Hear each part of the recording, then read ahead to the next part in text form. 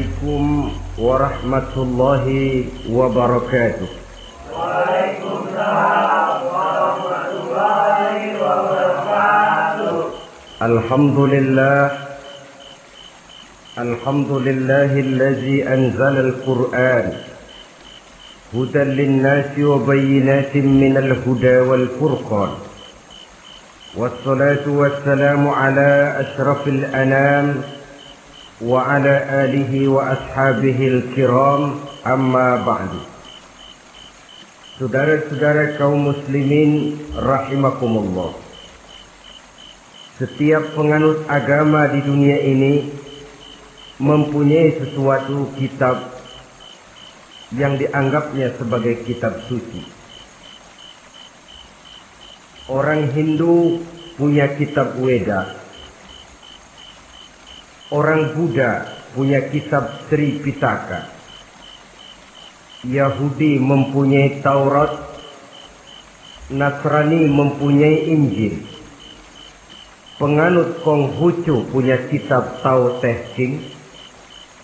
Orang Majusi punya kitab Zen Avesta. Orang kebatinan punya kitab Serat Centani, Hidayat Jati, Darmo Gandul, atau Gatoloco. Sementara kita umat Islam oleh Allah diberikan Al-Quranul Karim. Mengapa kita yakini Quran ini sebagai kitab suci? Pertama, ia bebas dari intervensi dan investasi manusiawi. Ia sepenuhnya, baik isi maupun redaksi, adalah produk dari Allah Subhanahu wa ta'ala. Kita yakini Quran kitab suci karena sampai hari ini belum ada seorang pun yang sanggup membuat seperti itu.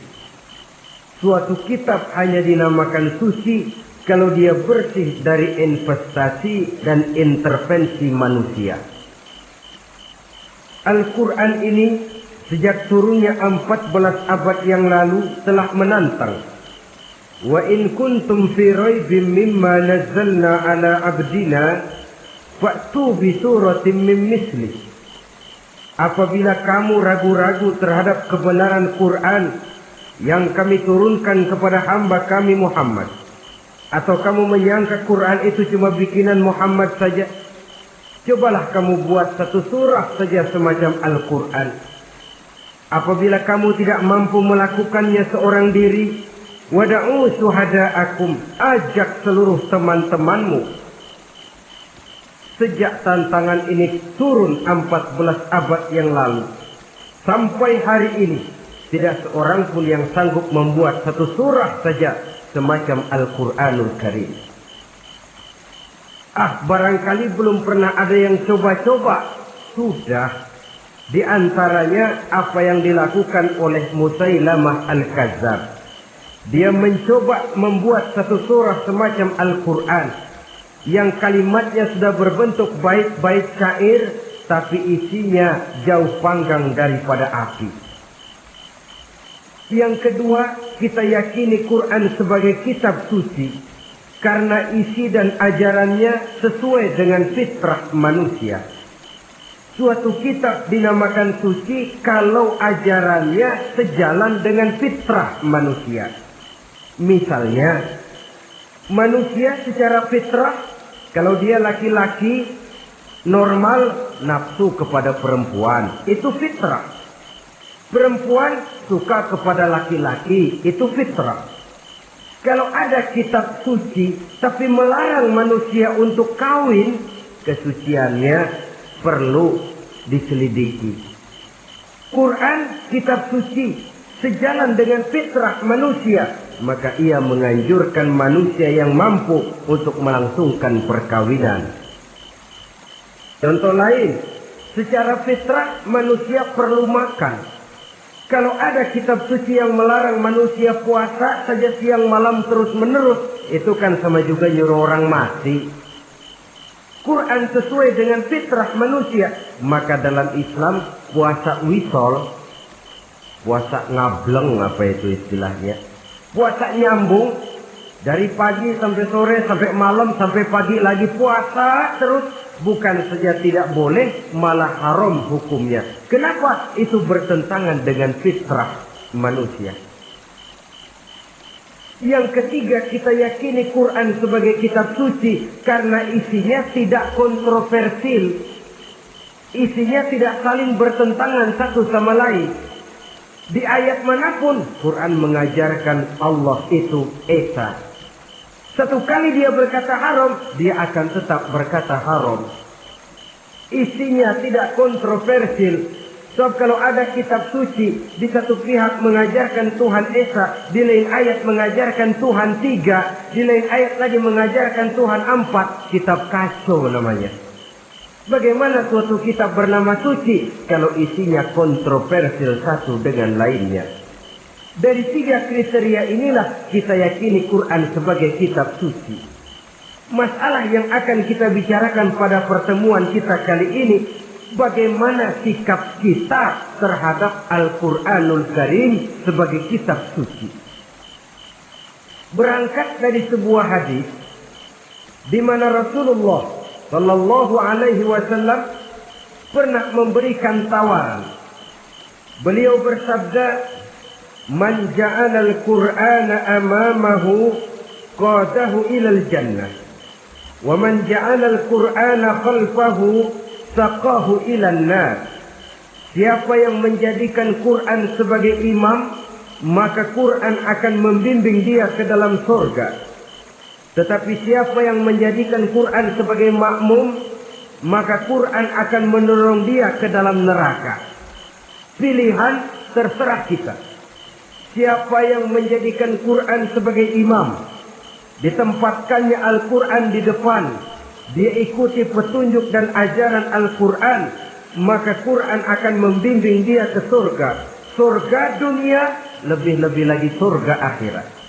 Tetapi sebaliknya, siapa yang menempatkan Quran di belakangnya, dia belakangi Al-Quran, dia belakangi perintah dan ajaran-ajaran Al-Quran, dia perturutkan hawa nafsunya dalam kehidupan ini, maka Quran akan mendorong dia ke dalam neraka. Ya, neraka dunia, lebih-lebih lagi neraka akhirat. Pilihan terserah kita. Saya mau tanya, kira-kira Quran dalam hidup kita jadi imam apa jadi makmum? Imam apa makmum? Kalau Quran jadi imam, artinya kita umat Islam jadi makmum. Resiko dan logika tentu. Makmum harus ngikuti imam. Imam takbir, makmum takbir. Imam ruku, makmum ruku. Imam sujud, makmum sujud. Imam tahiyat, makmum tahiyat. Itu namanya Quran jadi imam, kita jadi makmum. Artinya dalam terjemahannya pada kehidupan, kalau merah kata Quran, merah kita kata. Hijau kata Quran, hijau kita bilang. Ke barat kata Quran, ke barat kita pergi. Ke timur kata Quran, ke timur kita berangkat. Halal kata Quran, halal kata kita. Haram kata Quran, haram kita bilang. Itu Quran imam, kita makmum. Nyatanya kadang-kadang kontras. Nyatanya kadang-kadang paradok. Merah kata Quran, hijau dong kata kita. Halal kata Quran, remeng-remeng kata kita. Ke barat kata Quran, ke timur kita pergi. Dalam praktek kita mau jadi makmum, Quran kita suruh jadi imam. Kita sesuaikan Quran dengan selera kita. Mana-mana ayat yang menguntungkan, mana ayat yang sesuai dengan mau kita, itu yang kita baca kuat-kuat. Itu yang kita canangkan ke tengah masyarakat ramai. Tapi manakala Quran itu bertentangan dengan nafsu kita, bertentangan dengan gaya dan kepribadian kita, kita umpetin itu Quran. Kalau kita cuma umpetin lumayan, kadang-kadang kita tuduh Quran ketinggalan zaman. Kita anggap Quran tidak relevan lagi dengan situasi dan kondisi. Kalau sudah begitu, sudah menyeberang terlalu jauh namanya. Saudara-saudara kaum muslimin rahimakumullah. Inilah makna hadis Nabi yang diriwayatkan dari Imam Ali bin Abi Thalib, bersabda Rasul, "Man qara'al Qur'ana fastazharahu wa ahalla halalahu wa harrama haramahu adkhalahul jannah." Barang siapa yang membaca Al-Quran lalu memperhatikannya, kemudian menghalalkan yang halal dan mengharamkan yang haram, maka Allah akan memasukkan orang itu ke dalam surga, ya surga dunia, ya surga akhirat. Apabila kita renungi hadis ini, maka untuk berimam kepada Al-Quran ada 3 jalan utama yang harus kita laksanakan. Pertama, dari kalimat man qara'al Qur'an, barang siapa yang membaca Al-Quran. Ini artinya siapa yang ingin menjadikan Quran sebagai imam di dalam kehidupan, jalan pertama yang harus ditempuhnya menanamkan kegemaran membaca Al-Quranul Karim. Al-Quran gharibun fima baina qaumin la yaqra'una. Quran akan jadi asing, Quran akan jadi aneh kalau terletak di tengah rumah orang Islam yang tidak suka membaca Al-Quranul Karim. Jadi langkah pertama, tanamkan kegemaran membaca Al-Quran. Saya tidak menyalahkan kalau remaja kita gandrung kepada Stevie Wonder. Baik kalau mereka senang kepada suara emasnya Michael Jackson atau suaranya Madonna. Tapi kalau sampai harus mengalahkan kecintaan mereka kepada membaca Al-Quran, ini ironi. Sebagai orang tua, kalau anak-anak kita buta huruf Latin, katanya menghambat pembangunan. Bahkan pemerintah saja menggalakkan bebas 3B. Buta aksara diantaranya, supaya rakyat bisa membaca huruf Latin. Kalau anak-anak kita buta huruf Latin, katanya menghambat pembangunan. Bagaimana kalau anak-anak kita buta huruf Quran? Jelas saja menghambat proses kesadaran dan kebangkitan dari dunia Islam itu sendiri. Satu contoh ringan. Dulu sebelum pembangunan merata, listrik belum lagi masuk desa, kampung gelap, rumah pakai lampu minyak. Kalau kita masuk kampung, terasa banyak orang Islam. Kenapa? Di rumah sebelah sana kita dengar anak muda sedang latihan baca rawi. Sebelah sini ibu-ibu sedang selawatan. Di rumah sana remaja sedang baca Quran. Pembangunan maju, listrik masuk desa. Alhamdulillah. Tapi apa yang kemudian terjadi? Proses pergeseran nilai. Setelah listrik masuk desa, radio main kenceng-kencengan, televisi main gede-gedean, baca Quran sudah barang aneh, langka. Tengoklah sekarang kalau kita masuk kampung, ada yang remaja sedang baca Quran, rasanya kok aneh, nggak umum. Sesuatu yang baik malah menjadi nilai-nilai keanehan. Saudara-saudara kaum muslimin rahimakumullah, tanamkan kegemaran membaca. Dalam satu hadis Nabi pesan, nawiru buyutakum bitilawatil Quran, sinari rumah tanggamu dengan bacaan Quran.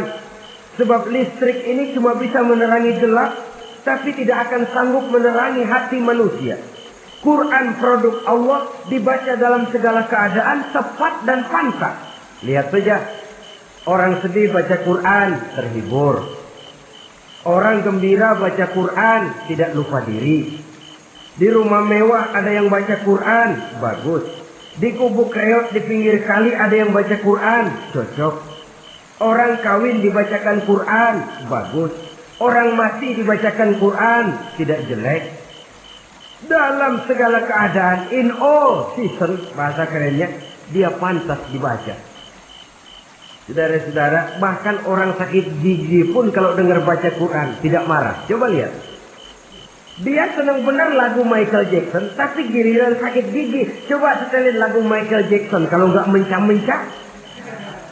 Kamu gila apa nggak tahu saya lagi sakit gigi, tapi coba bacakan Quran. Dia pasti tidak marah. Begitu besar daya pengaruhnya. Bahkan Abu Jahal sama Abu Lahab pernah rapat. Kata Abu Jahal sama Abu Lahab, Mas Lahab, gini loh Mas. Kenapa? Ini saya pikir-pikir salah satu yang menyebabkan kenapa saudara kita banyak ikut ajaran Muhammad. Mereka kalau sudah dengar bacaan Quran terpesona. Jadi kita blokir saja. Caranya gimana? Kasih pengumuman kepada Quraisy, jangan sekali-kali mau dengerin Muhammad baca Quran. Kamu juga jangan. Dan kamu, saya pun begitu. Mari kita janji, tidak mau dengar bacaan Quran. Salaman. Pulang ke rumah masing-masing.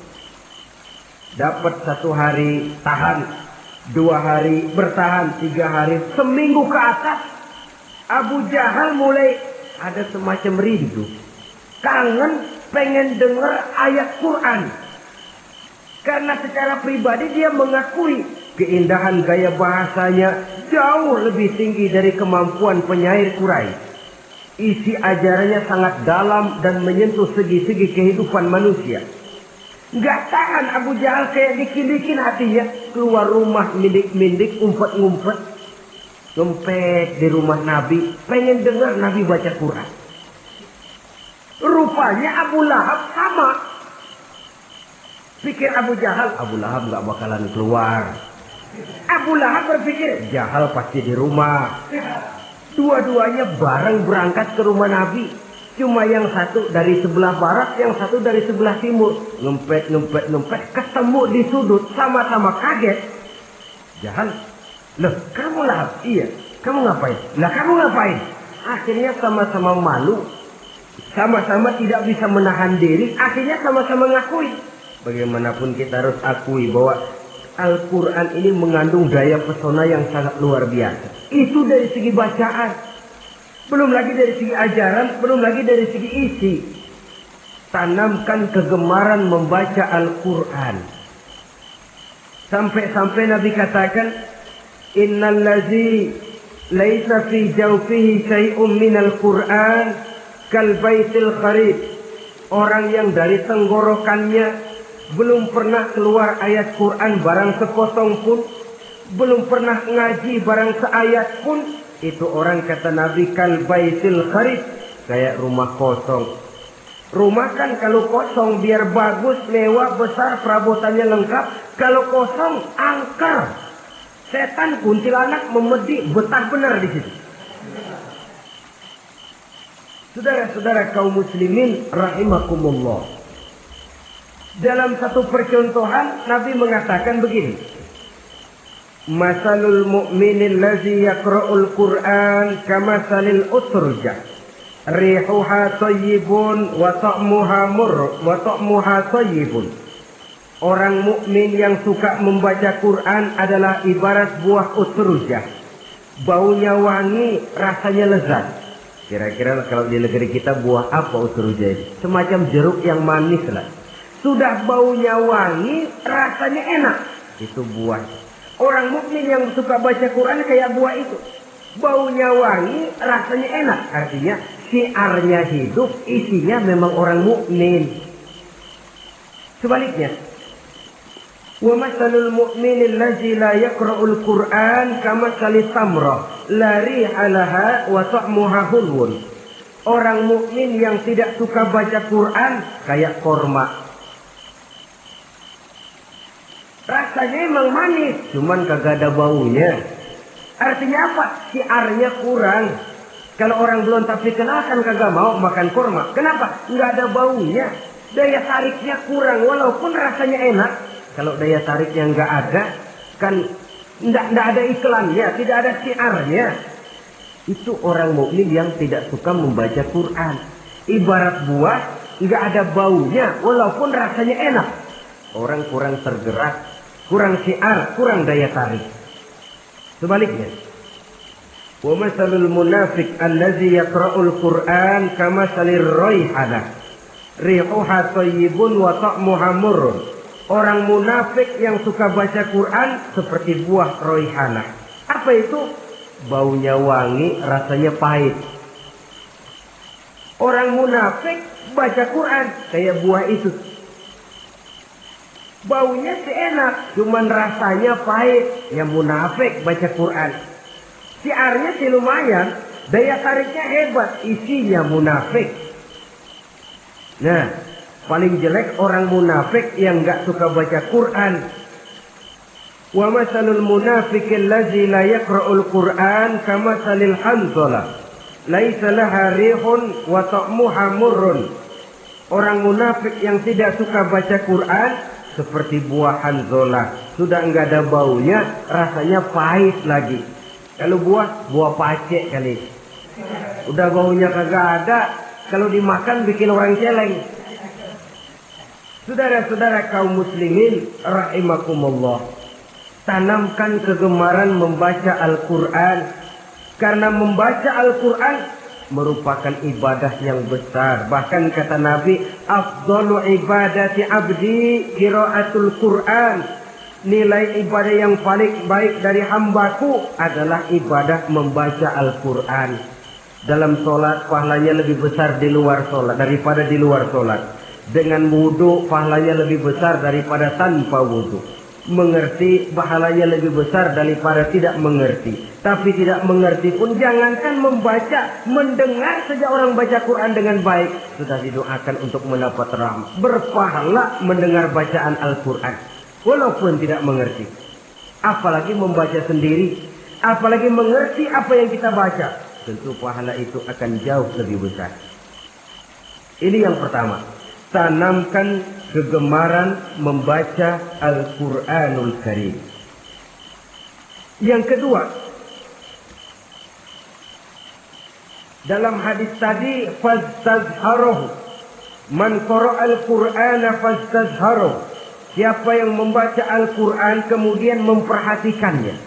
Jadi kalau kita mau beriman kepada Al-Quran, setelah menanamkan kegemaran membaca, yang kedua, perhatikan, pahami isinya. Jangan seperti monyet pakai mahkota, ketawa girang, cengengesan, tapi dia tidak tahu arti kebesaran mahkota yang disandangnya. Bangga dengan Al-Quran, tapi apa kandungannya kita tidak mengerti. Untuk memahami Al-Quran ini, caranya bagaimana? Tentu mudah saja. Seperti contoh, kalau kita ingin mengerti caranya bikin tahu, jangan bertanya kepada montir mobil. Montir mobil ahli betul urusan mesin, tapi kalau urusan tahu, tanya dong tukang tahu. Untuk mengerti rahasia dan seluk-beluk Al-Quran, kita harus bertanya kepada orang yang memahami seluk-beluk Al-Quran. Para ulama, para kiai, para ustadz, yang kita tahu kualitas keilmuannya, kita yakini loyalitas dan integritasnya kepada Islam ini. Kenapa? Ayat-ayat Quran itu elastis. Dia dibawa kemana saja mau. Ditafsirkan menurut kemauan orang bisa. Paling celaka kalau yang belajar tidak punya dasar, yang mengajar punya maksud lain. Sesat dan menyesatkan. Yang ngajar punya nafsu ambisi, yang belajar tikus budak. Yang memang tidak punya dasar apa-apa. Sekali belajar langsung tafsir. Cara wudhu yang baik saja belum ngerti. Cara rukuk dan sujud yang baik saja belum bisa. Yang membatalkan sholat apa ndak bisa, ndak ngerti. Sekali langsung. Ndak, supaya kita langsung saja belajar langsung Al-Quranul Karim. Tidak jelek. Cuma akan lebih baik kalau sebelumnya ada unsur penunjang dari nilai-nilai keilmuan dalam Islam ini. Disinilah perlunya menghidupkan majelis-majelis taklim. Sebab kalau Al-Quran hanya dipahami dan dikutak-kutik menurut maunya rasio saja, kekuatan rasio terbatas. Saya akan khawatir nantinya akan timbul pendapat-pendapat di mana Al-Quran disesuaikan dengan otak. Bukan otak ngikuti Quran, tapi Quran disuruh ngikuti otak. Contoh yang dekat saja, kalau saudara ngukur kayu pakai meteran, itu kira-kira meteran ikut kayu, apa kayu ikut meteran? Ayo, kira-kira kayu ikut meteran, apa meteran ikut kayu? Meteran ikut kayu. Bagus. Kalau meteran ikut kayu, artinya nggak ada meteran benar di dunia ini. Kayunya kependekan, meterannya dipotong. Kan begitu loh. Meteran ikut kayu namanya. Bukan meteran ikut kayu, tapi kayu yang harus ikut meteran. Otak harus ikut wahyu. Jangan wahyu disuruh ikut otak. Manusia ikut Quran, jangan Quran disuruh ikut manusia. Dan kaum orientalis, ya, orang barat di luar Islam yang mendalami, mempelajari Islam dengan tujuan mencari kelemahan Islam untuk menghantam umat Islam.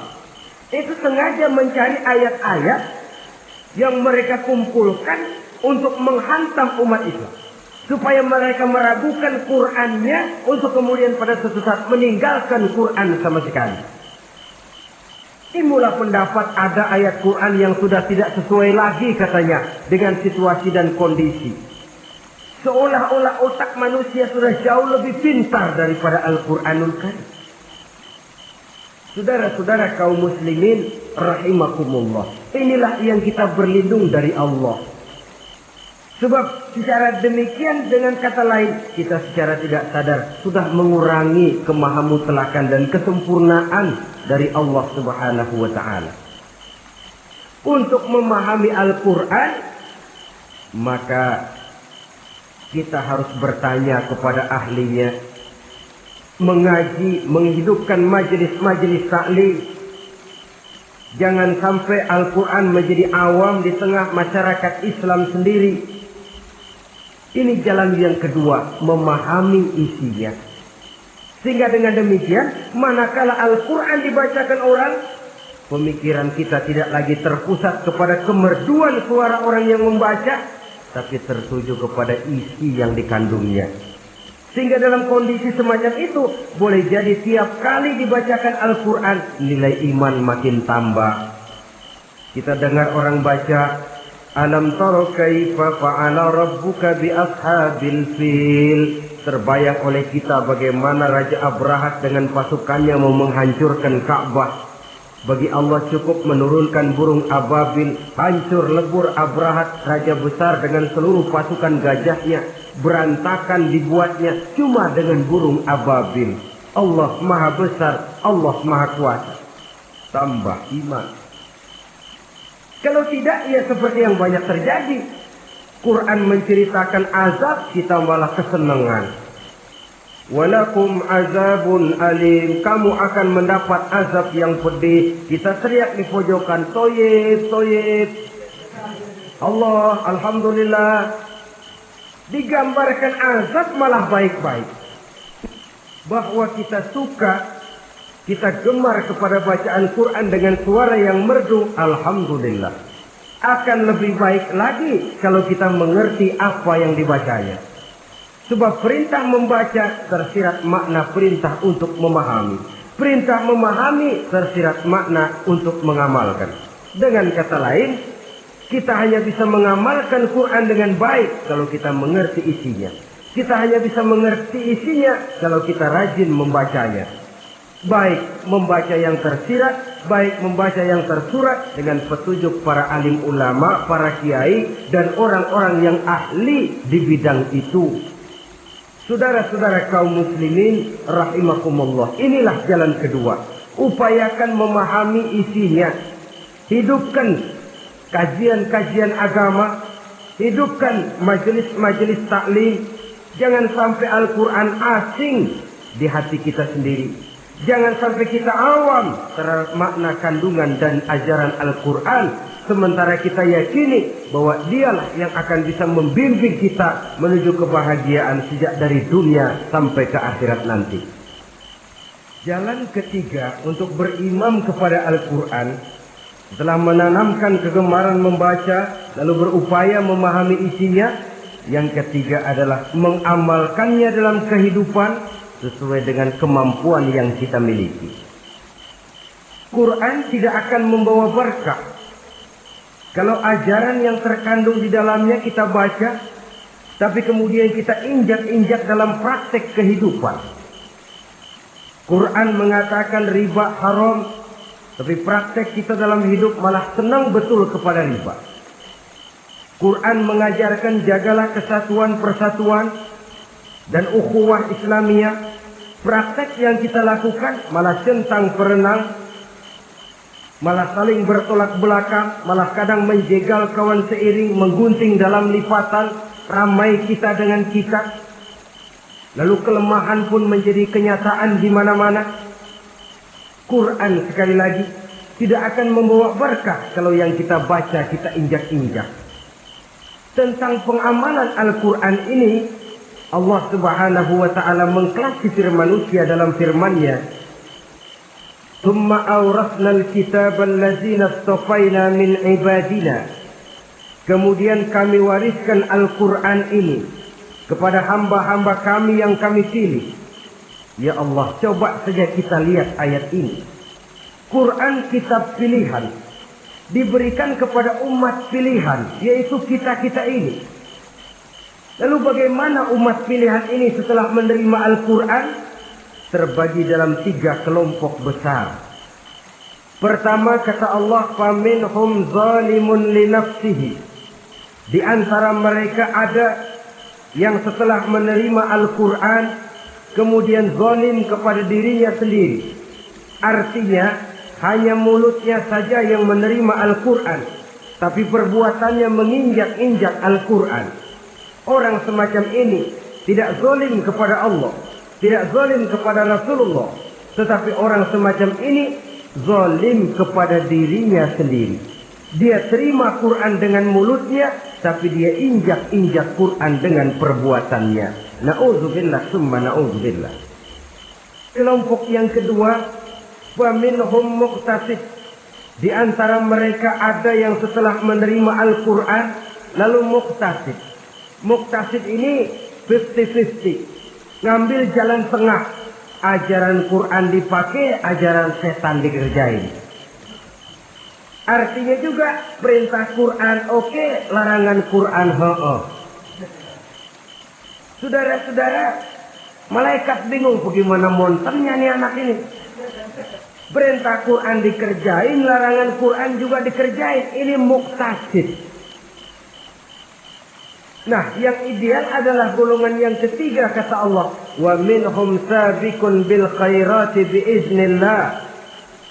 Di antara mereka ada lagi yang setelah menerima Al-Quran lalu berlomba-lomba melaksanakannya, berlomba-lomba mengamalkan kebaikan, dan itu hanya bisa terjadi biiznillah, dengan izin dari Allah. Hidayah, saudara-saudara.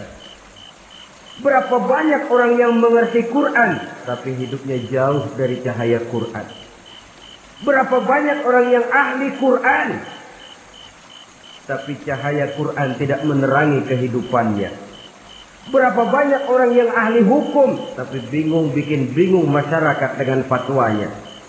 Saudara-saudara kaum muslimin, kenapa bisa terjadi? Itu tidak ada hidayah, tidak biiznillah, tidak ada izin dari Allah. Maka bisa membaca Quran, alhamdulillah. Bisa memahaminya, kita bersyukur kehadirat Allah. Lebih penting dari itu, kita mohon hidayah agar bisa mengamalkannya sesuai dengan kemampuan kita. Saudara-saudara kaum muslimin rahimakumullah. Mana yang lebih banyak di zaman kita sekarang ini? Kita bisa analisa. Ada yang menerima Quran hanya dengan mulutnya saja. Kalau ditanya, Tuhanmu siapa? Allah. Kiblatmu mana? Ka'bah. Saudaramu siapa? Umat Islam. Kitab sucimu apa? Quran. Kamu bisa baca? Enggak. Ya, kalau cuma tidak bisa baca, barangkali kadang-kadang Quran saja pun tidak punya.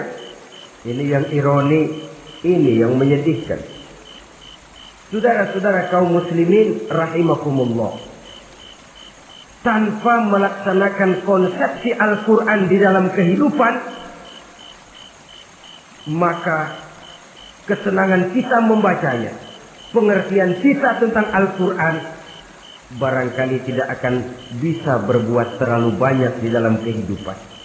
Maka sekarang ini sudah ada terjemahan Quran dalam bahasa Indonesia, dalam bahasa daerah, dalam bahasa Inggris, Belanda, bahkan Jerman, yang masih harus terus dan selalu ditingkatkan terjemahan Quran di dalam kehidupan.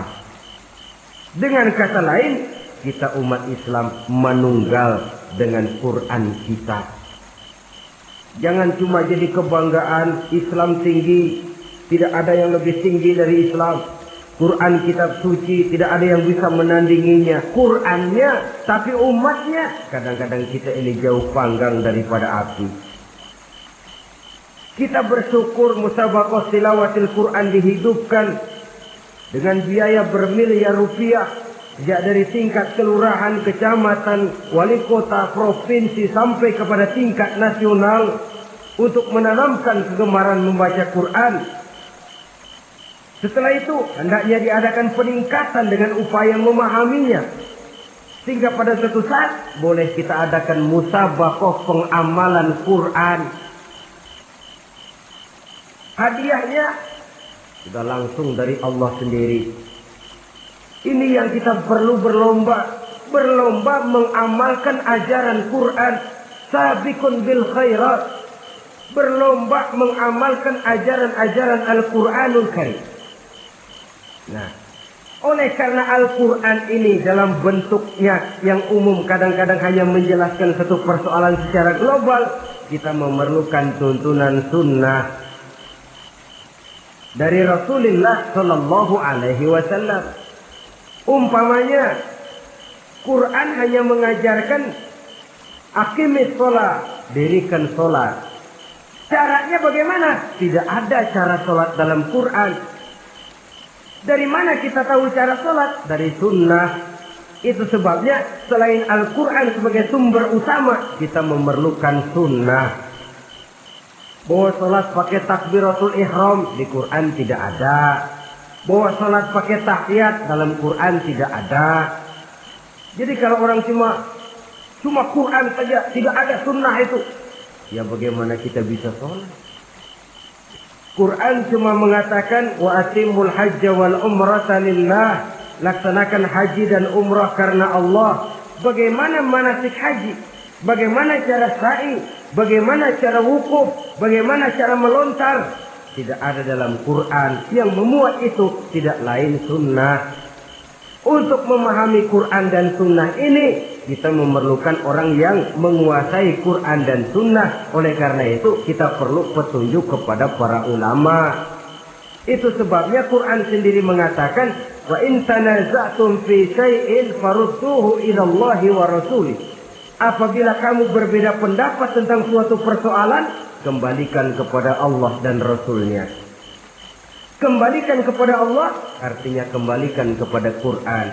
Kembalikan kepada Rasul maksudnya kembalikan kepada sunnah. Siapa yang mengerti Quran dan sunnah? Para ulama yang kualitas ilmunya kita yakini, loyalitas dan kredibilitas serta integritas keislamannya bisa menjadi panutan. Saudara-saudara kaum muslimin rahimakumullah. Dengan demikian, kalau orang berkata langsung saja memahami Quran, sekarang kan sudah banyak terjemahannya, tidak usah lewat ulama-ulamaan. Saya tidak mencela, cuma agak mengkhawatirkan. Kalau dia memahami Quran cuma sekedar lewat terjemahannya saja, sangat mungkin jadi dia bisa salah paham. Kita memerlukan bantuan sunnah, kita memerlukan petunjuk para ulama yang menguasai di bidang itu. Kembalikan kepada Quran dan sunnah artinya bertanya kepada orang yang memahami Quran dan sunnah. Loh, dengan begitu kan akan terjadi perbedaan pendapat. Perbedaan pendapat sesuatu yang halal sepanjang tidak menyebabkan kita berpecah belah. Halal berbeda pendapat, asal diletakkan pada proporsinya. Apalagi kalau perbedaan pendapat itu cuma masalah teknis, bukan masalah prinsip.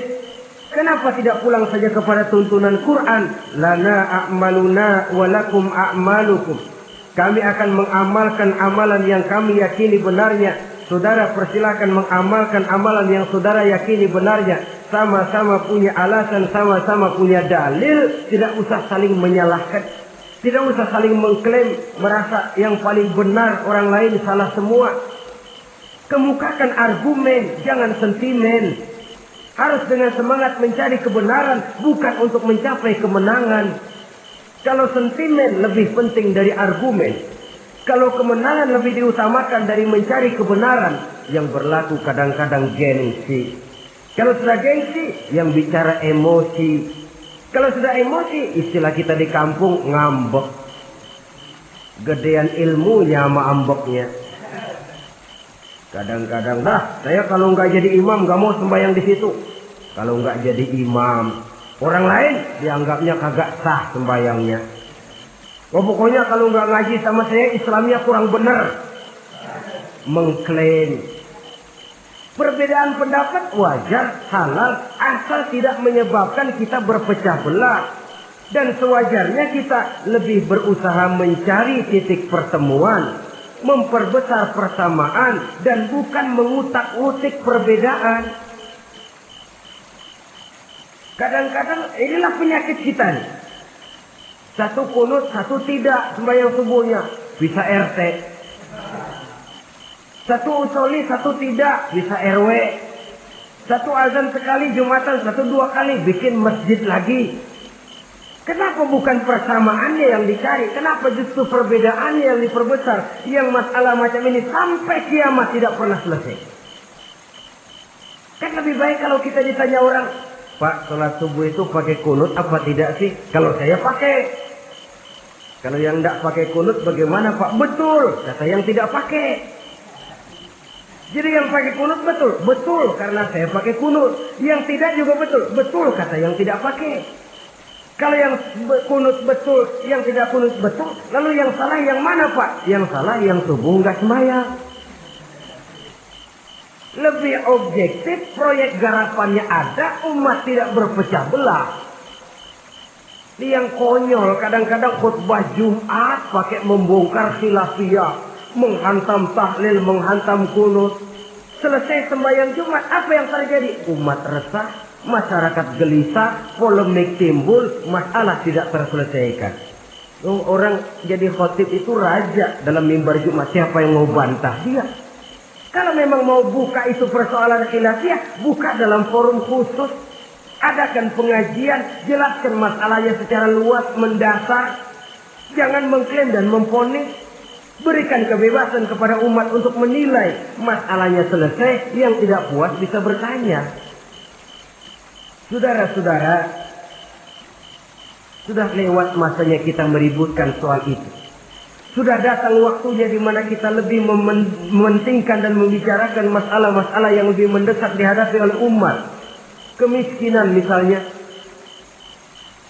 kebodohan misalnya, keterbelakangan umpamanya, peluang untuk mendapatkan pendidikan yang layak bagi anak-anak kita yang berotak cerdas tapi tidak punya kemampuan ekonomi umpamanya.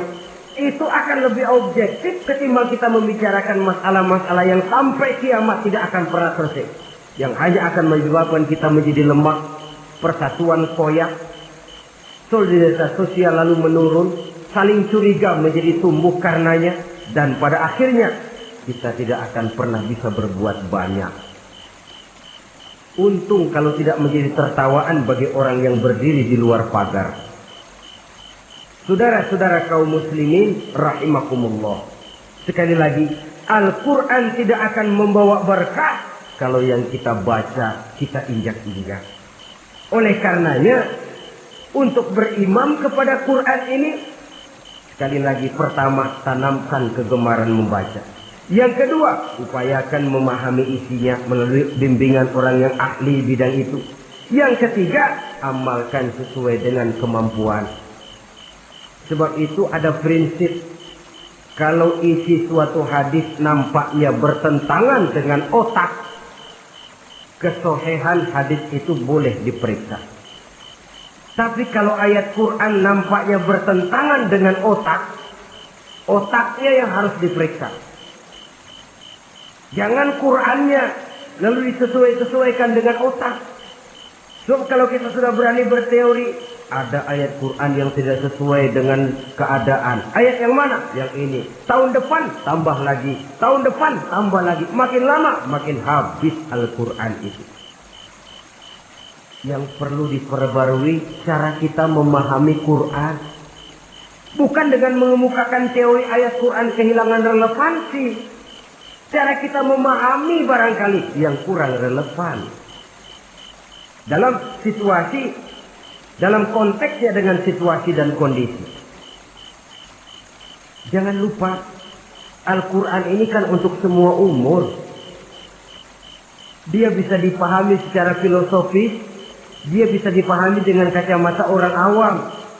Tingkat kemampuan berpikir orang tidak semuanya sama. Kalau semua orang kita mau ajak berfilsafat, merenung dalam-dalam, menerawang tinggi-tinggi, ialah buat mereka yang terjangkau oleh perguruan tinggi. Tapi buat saudara-saudara kita, pedagang-pedagang kecil, petani di desa-desa terpencil, remaja-remaja yang jauh dari sentuhan teknologi canggih, sanggupkah mereka berpikir filosofis? Sementara mereka merupakan bagian terbesar dari kondisi umat ini. Saudara-saudara kaum muslimin, oleh karenanya ditentang membaca, memahami dan mengamalkan, Rasulullah Sallallahu Alaihi Wasallam pernah memberikan sugesti. Beliau bersabda, "In aradtum aisas su'ada," apabila kamu menginginkan kehidupan yang bahagia, hidup seperti hidupnya orang-orang yang bahagia. Dan tentu ini keinginan kita semua. Wa mautas syuhada, dan menginginkan mati sebagai matinya para syuhada, para pahlawan pembela agama, orang yang mati syahid. Wah, ini sudah tidak duanya ini. Hidup mulia, mati syahid. Dapat dua-duanya. Wan najata yaumal hasri, dan ingin mendapat keselamatan pada hari hasyar, hari pengumpulan manusia di padang mahsyar. Wazilla yaumal harri, dan mendapat perlindungan dari Allah pada hari yang sangat panas. Wal huda minadh dhalalah, dan mendapat petunjuk dari kesesatan. Nah, ini keinginan semua orang. Kan yang kita cari apa sih? Hidup bahagia. Biar tidak kaya asal bahagia, sudah enak. Lalu apa lagi? Matinya sebagai syahid. Kemudian di hari pengumpulan nanti mendapat keselamatan. Lalu pada saat orang lain kepanasan kita mendapat perlindungan. Kemudian orang lain kebingungan kita mendapat petunjuk. Kalau ini yang diinginkan kata Nabi, resepnya fa'adimu qiraatal Quran. Maka lazimkan, biasakan olehmu membaca Quran. Tidak ada terlambat.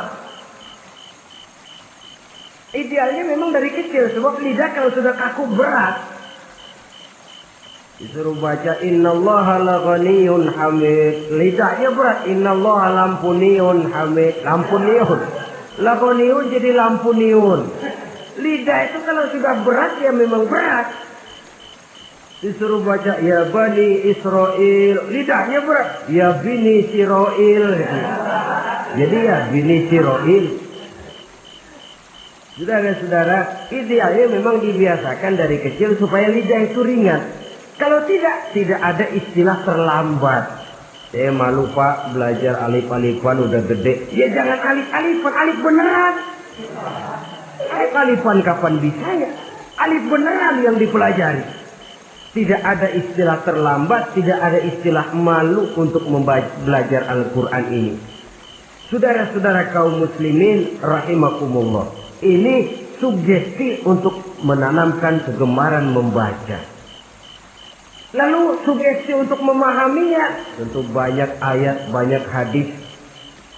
Mengapa tidak di antara kamu sekelompok orang yang berangkat untuk memperdalam, memahami agama?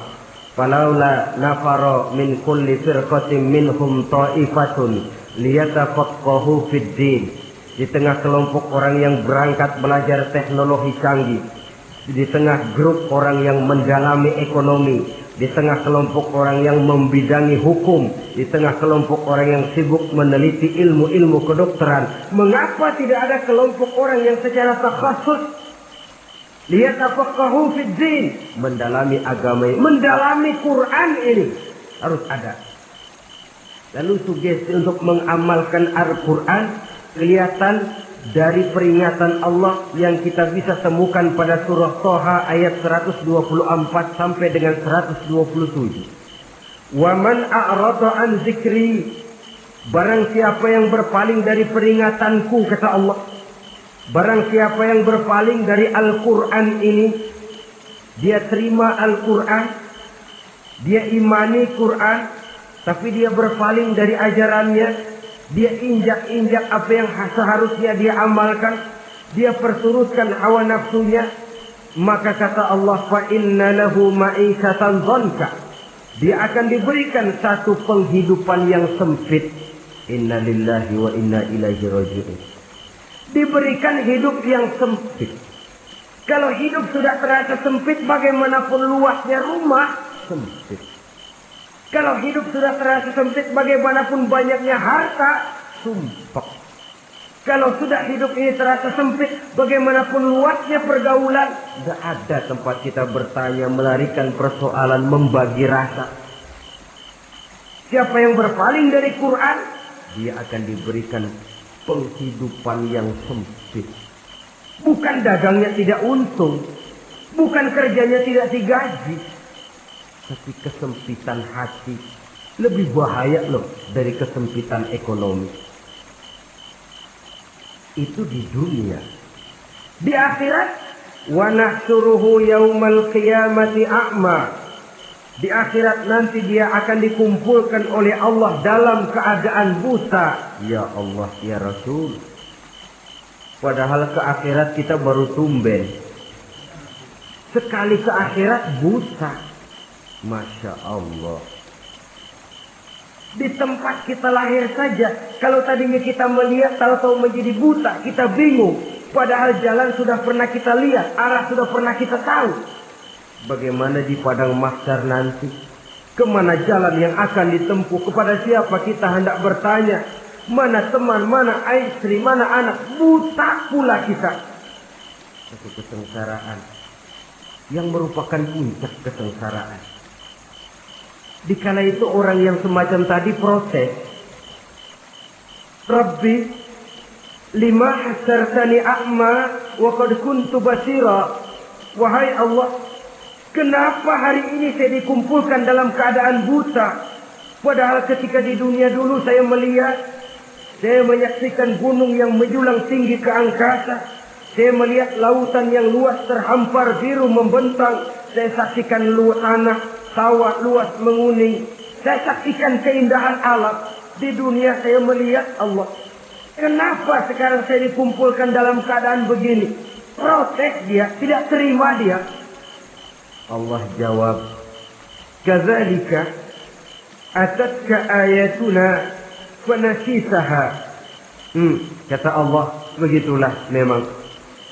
Dahulunya waktu di dunia telah datang ayat-ayat kami kepadamu, telah turun Al-Quran, telah datang agama, fanasitaha, tapi kamu lupakan dia, kamu lupakan Quran, kamu lupakan Islam. Datang ayat, turun Quran, turun agama, kamu belaga pilon, kamu belaga nggak tahu. Wa kadzalikal yauma tunsa, maka hari ini pun begitulah kamu dilupakan. Sebagaimana dulu waktu di dunia, kamu telah melupakan ayat-ayatku, melupakan kitabku, melupakan ajaran-ajaranku. Hari ini kamu pun dilupakan. Seolah-olah Tuhan cuma nggak bilang, mereka protes, Tuhan, kenapa saya buta padahal di dunia saya ngeliat. Kata Tuhan, kalau bahasa kita, lu rasain. Lu sih, kenapa dulu di dunia? Pura-pura nggak lihat. Kenapa waktu di dunia? Pura-pura nggak tahu. Kenapa waktu di dunia? Kamu lupakan Quran. Maka hari ini pun engkau kami lupakan. Wa kadzalikal yauma tunsa. Wa kadzalika najzi man asrafa wa lam yu'min bi ayati rabbih wal azabul akhirati asaddu wa abqa. Demikianlah kami membalas orang yang berlebih-lebihan, orang yang melampaui batas dan tidak mau beriman kepada ayat-ayat Tuhannya, dan sungguh siksa akhirat itu lebih dahsyat dan lebih kekal. Siksa dunia mungkin kelaparan, kekurangan ekonomi, kekurangan pakaian, tapi berapa hari paling lama seumur manusia? 70 tahun umur kita, ya paling lama begitulah. Tapi siksa akhirat, kesengsaraan akhirat, kesengsaraan neraka, asaddu wa abqa, lebih dahsyat dan lebih kekal. Di zaman sekarang orang bukan cuma berbuat potong kompas, berpikir pun potong kompas, berpikir pun ngambil jalan pintas. Dia lebih memilih kesenangan yang sedikit dengan mengorbankan kesenangan yang abadi. Dia mengejar surga yang sebentar dengan menghancurkan surga yang kekal. Dicarinya surga dunia, hidup cukup, rumah bagus, makan bagus, pakaian bagus, istri bagus, dengan menghalalkan segala macam cara, berpaling daripada kehidupan agama, lalu menginjak-injak Al-Quranul Karim.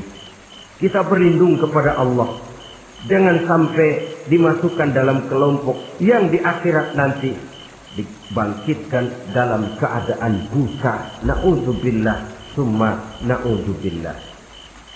Di sini kita terkesan dengan apa yang dikatakan Sayyid Muhammad Abduh, al-Islam mahjubun bil muslimin. Kebesaran Islam kadang-kadang tertutup oleh tingkah laku umat Islam sendiri. Keluhuran dan kesempurnaan Al-Quran tertutup oleh kebodohan umat Islam. Sedangkan untuk mengungkapkan rahasia Al-Quran ini diperlukan keahlian yang kompleks. Saudara yang di Fakultas Teknik belajar teknologi, ungkap buka rahasia Quran di bidang teknologi. Saudara yang di bidang kedokteran, ungkap buka rahasia Al-Quran di bidang kedokteran. Saudara yang ahli geologi, pelajari struktur kulit bumi dengan mengungkap rahasia Al-Quran. Sehingga pengkajian kita tentang teknologi, pengkajian kita tentang angkasa luar, pengkajian kita tentang anatomi manusia akan berakhir kepada subhanaka ma khalaqta hadza batila. Ya Allah, tidak satu pun yang Engkau ciptakan ini sia-sia. Perut bumi mengandung minyak, timah, kekayaan yang berharga untuk manusia. Mempelajari angkasa luar bisa memahami musim dan menyelamatkan manusia. Mempelajari rimba belantara, teknologi canggih, akhirnya akan memperkuat nilai-nilai iman. Menerjemahkan ajaran Quran lewat disiplin ilmu yang kita kuasai masing-masing, untuk kemudian bekerja sama bahu-membahu dalam rangka mengimani Al-Quran, mengamalkan Al-Quran, dan mengawal keluhuran Al-Quranul Karim yang atas dasar tuntunannya kita hidup, untuknya kita berjuang, dan dalam bimbingannya kita ingin kembali menghadap Allah Subhanahu wa Ta'ala. Inilah pertemuan yang singkat ini. Mudah-mudahan kita diberikan kekuatan oleh Allah untuk berimam kepada Al-Quran, menjadikannya sebagai pedoman utama di dalam kehidupan kita. Terima kasih atas segala perhatian. Mohon maaf atas segala kekurangan. Usikum wa nafsi bitaqwallah. Wassalamualaikum warahmatullahi wabarakatuh.